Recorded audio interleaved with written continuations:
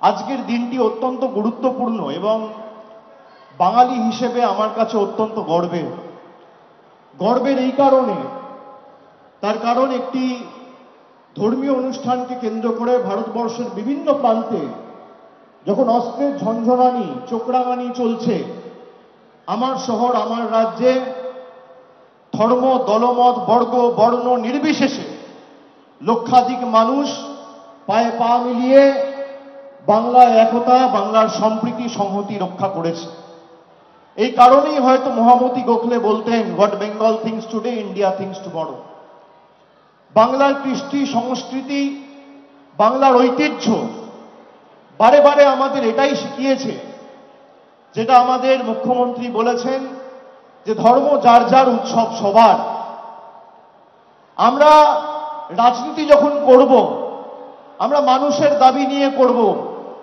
মানুষের যা দরকার, রুটি কাপড়া মাকান, আমি বারবার বলি যে আজকে যেভাবে ধারাবাহিকভাবে 2019-এর পর থেকে বাংলা লাঞ্ছিত, বঞ্চিত, নিপীড়িত, অত্যাচারিত, শোষিত হয়ে রয়েছেন, তার কারণ একটি রাজনৈতিক দল গাজোয়ারি করেও বাংলায় জিততে পারেনি।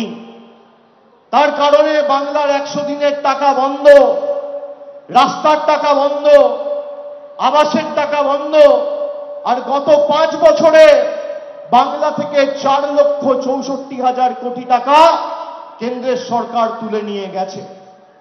আমরা ধর্মকে কেন্দ্র করে রাজনীতি করি না, আমরা বিশ্বাস করি বৈচিত্র্যের মধ্যে একতার মন্ত্রে।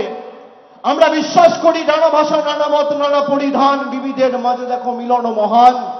এটাই আমাদের মহান ভারতবর্ষ। আর স্বামী বিবেকানন্দ বলে গেছেন, বহুরূপে সম্মুখে তোমারে ছাড়ি কোথা খুঁজিছ ঈশ্বর, জীবে প্রেম করে যেই জন সেই জন সেবিছে ঈশ্বর, জীব সেবাই শিব সেবা।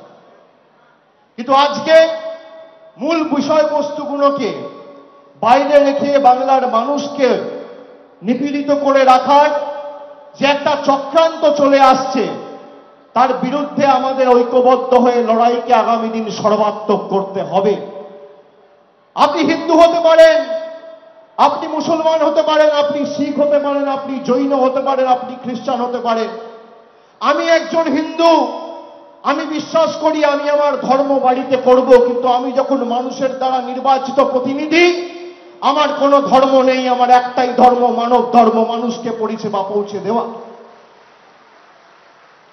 আজকে গরিব মানুষকে লাঞ্ছিত করে দেখে ধর্মীয় উস্কানি দিয়ে মানুষকে ভুল বোঝানোর একটা চক্রান্ত শুরু হয়েছে। আমি আপনাদের মাধ্যমে, বিশেষ করে সংবাদ মাধ্যমের প্রতিনিধিরা যারা আছেন, আমি আপনাদের মাধ্যমে বাংলার প্রত্যেকটা মানুষকে বলতে চাই যে আগামী দিন নির্বাচনে আপনার যাকে ইচ্ছা আপনি তাকে ভোট দেবেন। আপনি তৃণমূলকে দিলে তৃণমূলকে দেবেন, সিপিএমকে দিলে সিপিএমকে দেবেন, বিজেপিকে দিলে বিজেপিকে দেবেন, কংগ্রেসকে দিলে কংগ্রেসকে দেবেন, কিন্তু ভোট ধর্মের নামে নয়, ভোট কর্মের নামে দিতে হবে, ভোট বাসস্থানের নামে দিতে হবে, ভোট 100 দিনের টাকার নামে দিতে হবে। আর গণতন্ত্রের শেষ কথা মানুষ বলে, এটা আমি বারবার বলে এসেছি, আজকেও দ্ব্যর্থহীন ভাষায় বলে যাচ্ছি। কোন দেশের কত বড় নেতা হোক, প্রধানমন্ত্রী হোক, মুখ্যমন্ত্রী হোক, কেন্দ্রীয় মন্ত্রী হোক, রাজ্যপাল হোক বা দেশের রাষ্ট্রপতি হোক, গণতন্ত্রে কেউ শেষ কথা বলে না, শেষ কথা মানুষ বলে। 2019-এ 2014 ভারতবর্ষের মানুষ যে কারণে ভোট দিয়েছিল, আজকে সেটাই বাস্তবায়িত হয়েছে। 2024-এ আপনি যদি 100 দিনের টাকাকে সামনে রেখে, বাংলার প্রতি লাঞ্ছনাকে সামনে রেখে, আপনার বাড়িতে, আপনার পাড়ায়, আপনার গ্রামের রাস্তাকে সামনে রেখে ভোট দেন, যত বড় নেতা হোক আপনার টাকা আটকে রাখতে পারবে না।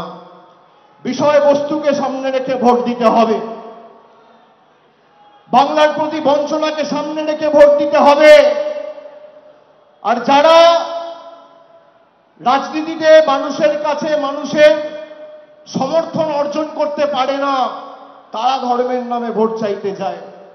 আজকে আপনি টিভিতে, সংবাদ মাধ্যমে দেখবেন আসল বিষয়বস্তু নিয়ে কোনো সংবাদ মাধ্যম খবর উপস্থাপিত করে আপনার কাছে পরিবেশন করে না। তার কারণ কেন্দ্রে যে সরকার চলছে, সংবাদ মাধ্যম কি খবর পরিবেশন করবে সেটাও তারা ঠিক করছে, কোন এজেন্সি কিভাবে কাজ করবে সেটাও তারা ঠিক করছে। বিচার ব্যবস্থা একাংশকে বলে দেওয়া হচ্ছে, প্রভাবিত করার প্রচেষ্টা চালিয়ে যাওয়া হচ্ছে। খালি একটা জায়গায় এরা কোন রকম ভাবে কোনো প্রভাব প্রতিপত্তি খাটাতে পারেনি, সেটা হচ্ছে মানুষের হৃদয়।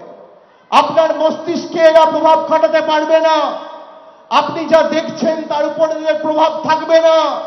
আপনার বিবেক, মনুষ্যত্ব, চেতনা এবং আপনার ভালোবাসায় এরা প্রভাব খাটাতে পারবে না। তাই আমি আপনাদের সকলকে বলবো যে কানে শুনে নয়, আগামী দিন চোখে দেখে আমাদের লড়াইয়ে অংশগ্রহণ করে বাংলার সাম্প্রদায়িক সম্প্রীতি যাতে অব্যাহত, অক্ষুণ্ণ এবং ত্বরান্বিত থাকে সেটা সকলকে সুনিশ্চিত করতে হবে।